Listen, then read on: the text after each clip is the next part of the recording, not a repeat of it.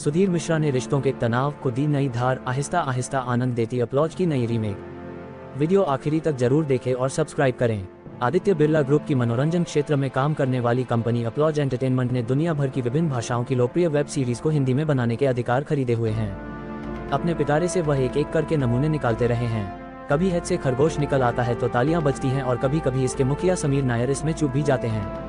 इस बार मामला इजरायली सुरक्षा एजेंसियों में काम कर चुके एवी साचरोफ और लियो राज द्वारा रचित या स्टूडियो की वेब सीरीज फाउडा का है। जिन लोगों ने ये सीरीज इसके मूल रूप में देखी है उन्हें पता होगा कि ये कहानी इजरायल और फिलिस्तीन के बीच चले आ रहे सतत संघर्ष की पृष्ठभूमि में एक सीमांत इलाके में बुनी गई है। वेब सीरीज तनाव का भूगोल कश्मीर का है। ये जम्मू कश्मीर सरकार की मदद से बनी है और इसका जिक्र भी सीरीज के हर एपिसोड के आखिर में आता है। मसला आतंक के माहौल में पिस रही मासूम जिंदगियों का है। निर्देशकद्वय सुधीर मिश्रा व सचिन कृष्ण की अपराध, आतंक और कानून की दुनिया के किरदारों की निजी जिंदगी के भीतर ये एक संवेदनशील ताकझांक है। कहानी धीरे धीरे असर करती है और उन हिंदी क्राइम सीरीज जैसी नहीं है जहां सब कुछ भगदड़ में और जल्दी जल्दी होता है। पैंथर नाम का एक दुर्दांत आतंकवादी है जिसे एक मुठभेड़ में मारकर बहादुरी का तमगा हासिल करने वाला कबीर अब सेवानिवृत्त होकर सेब के बागान चला रहा है। खुलासा होता है कि जिस पैंथर को अब तक सुरक्षा एजेंसियां मरा हुआ मान रही थी वह जिंदा है। कहानी का असली सिरा वहां से पकड़ आता है जब टास्क फोर्स का मुखिया कबीर के घर बिन बुलाए मेहमान की तरह आता है और कबीर के जमीन को हिलाकर चला जाता है। जाहिर है कबीर लौटेगा ही। कबीर और पैंथर के बीच चलने वाले इस चूहे बिल्ली के खेल के साथ कश्मीर की राजनीति, स्थानीय राजनीति में सीमा पार से मिलन वाली मदद, हथियारों की तस्करी के धागे हैं। पूरी कसरत उस धमाके को लेकर है जो पैंथर जल्द ही करने वाला है।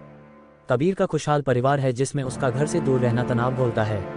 मुंबई से लौटी एक डॉक्टर है जिसके पास आकर कबीर को सुकून मिलता दिखता है। पैंथर का एक प्यादा है जो इन सारे अलग अलग तारों को पकड़ते रहने की कोशिश में लगा रहता है। अभी OTT पर सीरीज के बस 6 एपिसोड ही रिलीज हुए हैं। इसके बाद के 6 एपिसोड हर शुक्रवार को एक एक कर रिलीज होने हैं। वेब सीरीज तनाव को देखते हुए अगर आप तनाव में नहीं होंगे तो इसे देखने का आनंद अलग ही है। हालांकि एक समीक्षक के तौर पर इसे एक साथ पूरा देखने का तनाव एक दूसरी ही बात है। पहला एपिसोड करीब 1 घंटे का है और बाकी तकरीबन आधे घंटे के। मैंने सारे 12 एपिसोड बिंज वॉच किए हैं और यही इस सीरीज की जीत है कि ये एक एपिसोड खत्म होने के बाद अगला एपिसोड तुरंत देख लेने की किक देती है। चूंकि OTT पर अभी सिर्फ 6 एपिसोड आए हैं तो बिना कहानी के राज खोले ही इसकी बात करना ठीक रहेगा।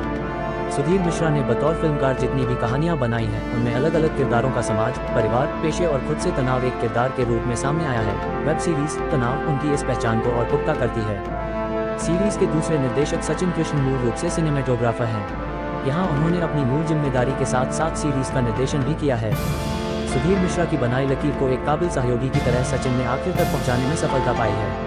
कहानी चूंकि घाटी में पनपते रहे आतंक के आसपास बोई गई है, लिहाजा इसमें वहां की स्थानीय बोली को खासी तवज्जो दी गई है। सीरीज लिखने में भी सुधीर मिश्रा की फिल्मकारी की वही छाप नजर आती है जिसने फिल्म इस रात की सुबह में के साथ ही उन्हें एक अलग प्रतिष्ठा हिंदी सिनेमा में दिला दी थी। वेब सीरीज की कहानियों में इधर दोहराव इतना ज्यादा है कि कई बार नई सीरीज देखते समय लगता है कि अरे ये दृश्य तो हमने पहले ही देख रखा है। प्राइम वीडियो की जैक रेयान सीरीज भी तनाव देखते समय याद आती है और हाल ही में रिलीज हुई फिल्म कोड नेम तिरंगा भी। कुछ गलतियां और भी हैं सीरीज में जो शायद संपादन के समय पकड़ आ जानी चाहिए थी, जैसे क्लाइमैक्स में मुनीर कंट्रोल रूम में भी है और मौकाए वारदात पर भी। कबीर घटना के बीच में ही अपनी शर्त बदल लेता है। लेकिन कहते हैं कि इस तरह की गलतियां सिनेमा में नजर उतारने का काम करती हैं तो मेरी तरफ से भी इसके लिए आमीन ही है। लेकिन सीरीज तनाव में जो बात बार बार खटकने वाली है वह ये कि कश्मीर में रची गई एक सीरीज में बस कश्मीर ही ठीक से उभरकर सामने नहीं आता है। कैमरा जब आसमान में होता है तो कश्मीर पेंटिंग सरीखा दिखता है, लेकिन जब यही कैमरा किरदारों पर आता है तो उनके पीछे का वातावरण उभरकर सामने नहीं आता। कहानियों में वातावरण को किरदार की तरह पेश करने से ही दर्शकों से उनका रिश्ता बनता है। संगीत भी ऐसी सीरीज का दमदार हिस्सा होता है।